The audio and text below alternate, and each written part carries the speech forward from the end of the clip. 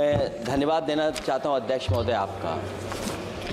नहीं, हम जो कमिटमेंट करते हैं ना उसको पूरा करते हैं, लेकिन सब दलों के नेताओं की बात में कमिटमेंट होने के बाद भी आप बेल पे आए जो ठीक नहीं है। अध्यक्ष महोदय, कमिटमेंट में, क्रेडिबिलिटी में आपका कोई जवाब नहीं। नहीं, ये निगरान है। लेकिन दाईं तरफ वाले लोगों का थोड़ा हिसाब किताब अलग है। अध्यक्ष महोदय, मैं धन्यवाद देता हूं आपका कि आपने बहुत महत्वपूर्ण घटना पे मुझे बोलने का अवसर दिया है। संभल जो इसलिए जाना जाता था कि भाईचारे के साथ वहाँ रहते हैं लोग, वहाँ अभी से नहीं, सदियों पुराना भाईचारा हजारों साल से इसी तरह रहते आए हैं। लेकिन अचानक ये जो घटना हुई है, ये सोची समझी रणनीति के तहत वेल प्लान्ड हुआ है और वहाँ के भाईचारे को गोली मारने का काम हुआ है। जो घटना हुई है वो सोची समझी साजिश है। वहाँ जो खुदाई की बात लगातार अध्यक्ष महोदय देश में कोने कोने पर भारतीय जनता पार्टी और उनके सहयोगी और समर्थक, शुभचिंतक बार बार खुदाई की जो बात कर रहे हैं अध्यक्ष महोदय, ये खुदाई जो है हमारे देश का सौहार्द, हमारे देश का भाईचारा, हमारे देश का गंगा जमनी तहजीब को खो देगा। मैं आपका धन्यवाद इसलिए भी देता हूं कि इस महत्वपूर्ण जो साजिश हुई, और वो साजिश सोची समझी इसलिए मैं बोल रहा हूं। उत्तर प्रदेश का चुनाव था, पहले 13 तारीख को चुनाव होना था और 13 तारीख के चुनाव को उन्होंने बढ़ा करके 20 तारीख कर दिया।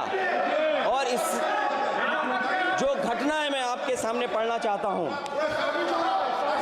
अध्यक्ष महोदय, ये यात्रा रुकी क्यों नहीं है? यात्रा ले जाओ दूसरी तरफ। अध्यक्ष महोदय, संभल की शाही जामा मस्जिद के खिलाफ 19/11/2024 को सिविल जज सीनियर डिवीजन छंदौसी संभल में एक याचिका डाली गई। कोर्ट ने दूसरे पक्ष को, अध्यक्ष महोदय सुनिए, ये सुनना चाहिए, हम यूं ही नहीं कहते थे। आप तो संक्षिप्त में बोले। अध्यक्ष महोदय, हम यूं ही नहीं कहते थे कि संविधान ये मानती नहीं सरकार। हम यूं ही नहीं कहते थे कि संविधान नहीं मानती। जब प्लेसेस ऑफ वर्शिप एक्ट है, प्लेसेस ऑफ वर्शिप एक्ट है, हम बनते तो बहुत कुछ हैं।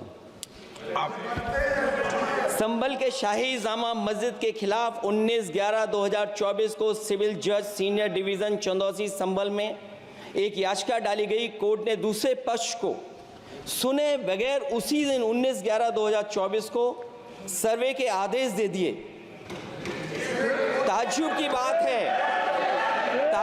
बात है, संभल के जिलाधिकारी संभल और पुलिस अधीक्षक संभल आदेश को पढ़े बगैर 2 घंटे के बाद सर्वे के लिए पुलिस बल के साथ शाही जामा मस्जिद पहुंच गए।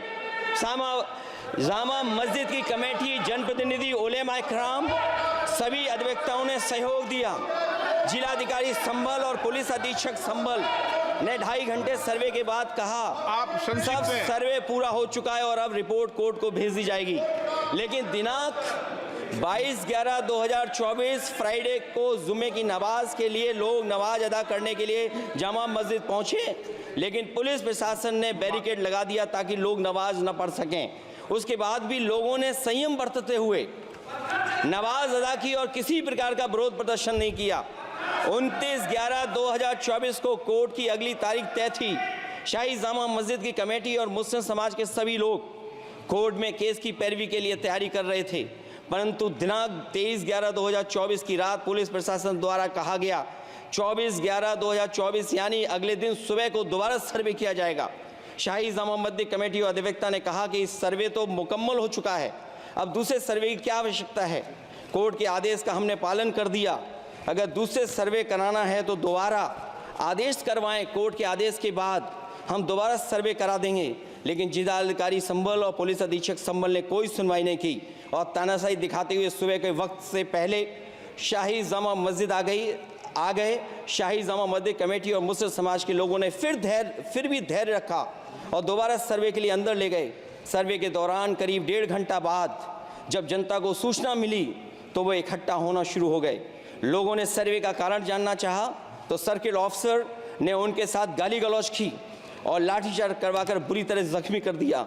इसका विरोध करते हुए चंद लोगों ने पत्थर चलाए, जिसके बदले में पुलिस के सिपाही से लेकर के अधिकारियों तक ने अपने सरकारी और प्राइवेट हथियारों से गोलियां चलाईं, जिसका वीडियो रिकॉर्डिंग है, जिसके एवज में दर्जन लोग गोलियों से घायल हो गए हैं।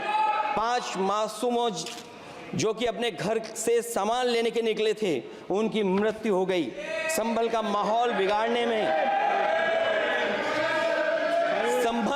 संभल का माहौल बिगाड़ने में याचिका दायर करने वाले लोगों के साथ पुलिस और प्रशासन के लोग जिम्मेदार हैं। इनको निलंबित किया जाना चाहिए और हत्या का मुकदमा चलाया जाना चाहिए, जिससे कि लोगों को इंसाफ मिल सके और आने वाले समय में कोई इस प्रकार की संविधान के खिलाफ और गैर कानूनी घटना को अंजाम न दिया जा सके। अध्यक्ष महोदय, ये लड़ाई दिल्ली और लखनऊ की है।